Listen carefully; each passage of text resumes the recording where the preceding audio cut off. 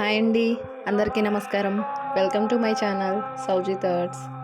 ఈరోజు కార్తీక దీప ఆంతర్యం ఏంటి, కార్తీక దీపాలు అసలు నీటిలో ఎందుకు వదలాలన్నది మీకు వివరిస్తాను. కార్తీక దీపాలు నీటిలో ఎందుకు వదలాలి, దీని వెనుకున్న ఆంతర్యం ఏమిటి అంటే, దైవభక్తి ఉన్నవారు సంవత్సరం మొత్తం దీపం వెలిగించకపోయినా కార్తీక మాసం నెల రోజులు దీపం వెలిగిస్తే చాలా మంచిదని పెద్దలు చెబుతుంటారు. కార్తీక పురాణం ప్రకారం కార్తీక మాసంలో పిప్పలుడు అనే మహారాజు దీపదానం చేయడం వలన సంతానాన్ని పొందాడని, వారి కుమారుడైన శత్రుజిత్తు ఈ మాసంలో దీపాన్ని వెలిగించడం వల్ల కైలాసాన్ని చేరుకున్నాడని కథలున్నాయి. ఈ నెల రోజులు ఇంట్లో దీపాల కన్నా చెరువులు, నదుల్లో దీపాలు వదులుతుంటారు.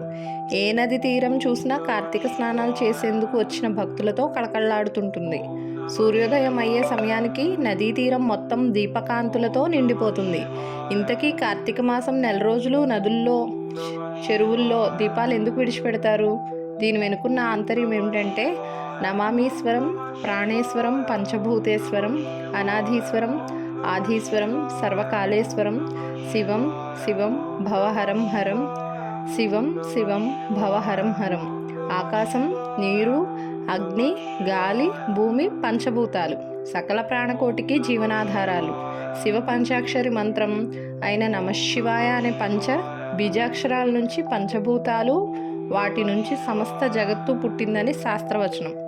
శివ అనే శబ్దానికి శుభం, క్షేమం, శ్రేయం, మంగళం అనే అర్థాలున్నాయి. ఈ జగత్తంతా శివమయమే అయినప్పుడు అంతా శివోహమే. పంచభూతాలను కూడా తనలో లయం చేసుకుని పరమశివుడు కొలువైన క్షేత్రాలు పంచభూత క్షేత్రాలు. ఇంతకీ కార్తీక మాసంలో దీపాలను నీటిలో ఎందుకు వదిలిపెడతారన్నది చెప్పకుండా ఇదంతా ఏంటంటారా? ముందుగా శివం పంచభూతాత్మకం అని తెలిసినప్పుడే దీపాలు నీటిలో ఎందుకు వదిలిపెడతామన్నది అర్థమవుతుంది. ఆత్మ జ్యోతి స్వరూపం. ఆత్మని జ్యోతి స్వరూపంగా భావిస్తారు. మనలో ఉండే ఆత్మ జ్యోతి స్వరూపంగా మారి భగవంతుణ్ణి చేరుతుందంటారు. జ్యోతి స్వరూపం అంటే దీపాన్ని పంచభూతాల్లో ఒకటైన నీటిలో వదలడం అంటే మనలో ఆత్మని పంచభూతాత్మకమైన పరమేశ్వరుడి అంకితం చేయడమే. ముఖ్యంగా పరమేశ్వరుడికి అత్యంత ప్రీతిపాత్రమైన కార్తీక మాసంలో దీపాలు వెలిగించి నదుల్లో, చెరువుల్లో వదిలితే పూర్వజన్మలో చేసిన పాపాలతో పాటు ఈ జన్మలో చేసిన పాపాలు నశించి పరమేశ్వరుడు సన్నిధికి చేరుతామంటారు. అందుకే బ్రహ్మముహూర్తంలో స్నానమాచరించి త్రికరణ శుద్ధిగా కార్తీక దీపాలు నీటిలో విడిచిపెడతారు.